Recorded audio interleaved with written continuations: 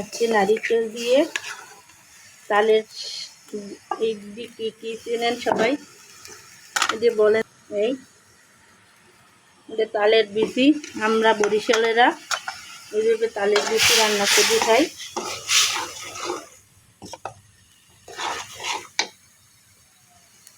এবারে তালের বিচির ভিতর লইছি গুড়, তেজপাতা ধুয়ে নিছি, ঝাল এলাচ, এই নারিকেলের মধ্যে দিয়ে কষাম।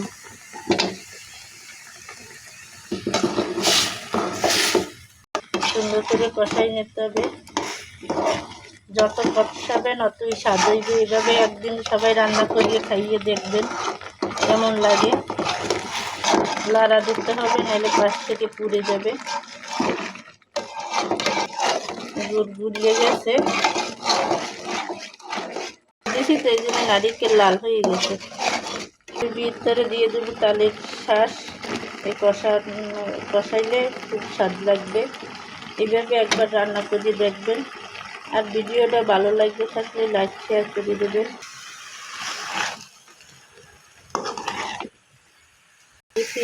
জল